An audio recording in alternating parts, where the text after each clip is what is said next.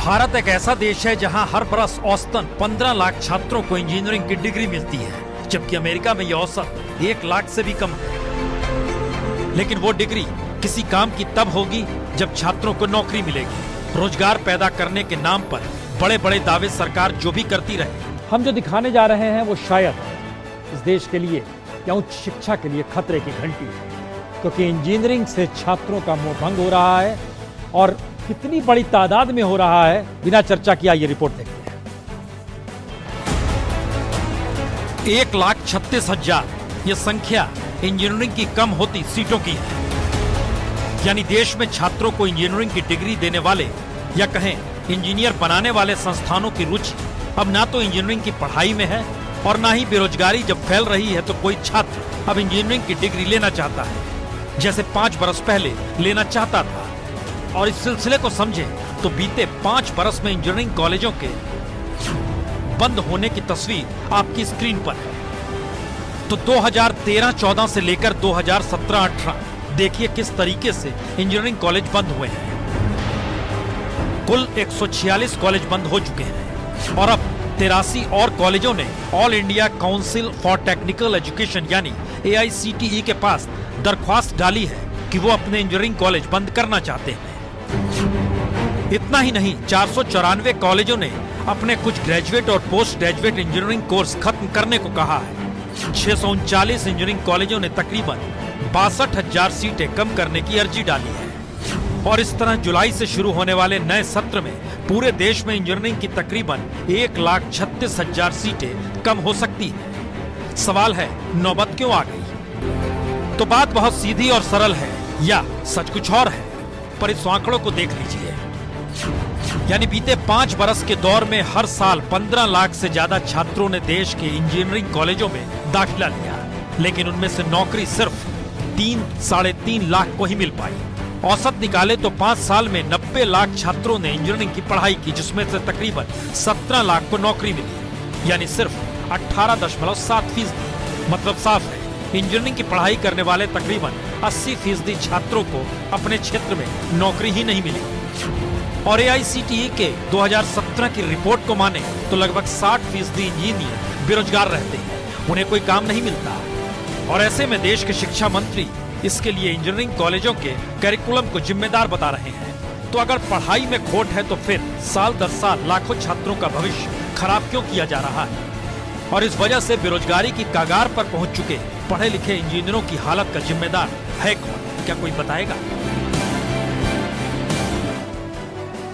यकीनन कोई नहीं बताएगा। 18% को सिर्फ अगर नौकरी मिलती है और इस हालात में इंजीनियरिंग के छात्र हैं, उच्च शिक्षा का ख्वाब जो देखा जा रहा है, प्रोफेशनलिज्म की जो स्थिति देखी जा रही है, हम उसका एक दूसरा चेहरा आपको दिखाते हैं। और दूसरे चेहरे का मतलब ये है कि क्या हालत हो चली है कॉलेजों की और क्या स्थिति और क्या त्रासदी है छात्रों की। जरा इस रिपोर्ट को देखिए।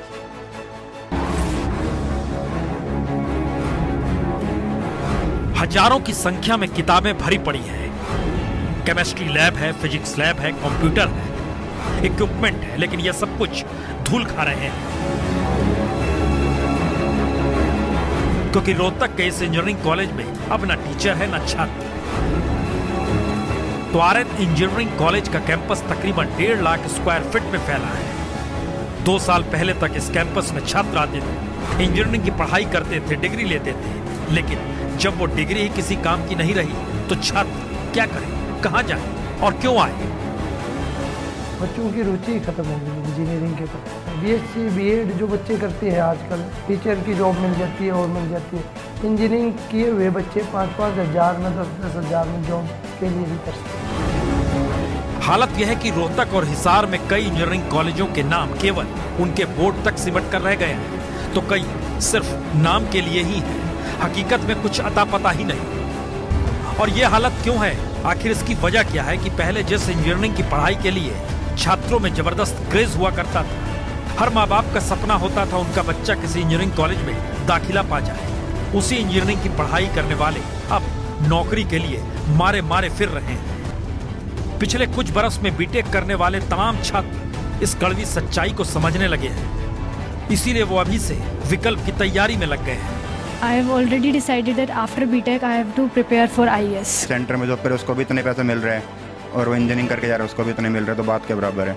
12th वाले को भी इतने मिल रहे और बीटेक वाले को भी इतने मिल रहे, तो क्यों करना चाहेगा वो? जैसे नंबर ऑफ स्टूडेंट बढ़ गए हैं तो उसका क्रेज कम हो गया है बीटेक का, तो मैं यूपीएससी की तरफ ही मूव करने लगा। नॉर्मली इंजीनियरिंग बढ़ चुके हैं बहुत ज़्यादा, जॉब ओरिएंटेशन इतना रहा नहीं। तो इंजीनियरिंग की पढ़ाई करने वाले ज्यादातर छात्रों का कहना है पिछले कुछ बरस में देश में इंजीनियरिंग कॉलेजों की ऐसी बाढ़ आ गई कि बीटेक करने वाले छात्रों की संख्या तेजी से बढ़ती चली गई और हर हाथ में डिग्री थी, क्योंकि डिग्री मुनाफे का जरिया था। मुनाफा यानी शिक्षा भी धंधे में तब्दील हो गई और इन सब के बीच देश में कुछ ऐसा संकट कि नौकरियां हैं ही नहीं। नतीजतन महंगी पढ़ाई के बावजूद नौकरी मिलती नहीं, अच्छा वेतन तो दूर की बात है। और नौकरियां कम होने की वजह से अब कौन इंजीनियर बने और इंजीनियरिंग की डिग्री के लिए लाखों रुपया दे, तो सब चीज खत्म हो चला है। तो क्या देश में उच्च शिक्षा या प्रोफेशनलिज्म के नाम पर कुछ भी नहीं बच रहा? दरअसल इन कॉलेजों को देखकर तो यही लगता है।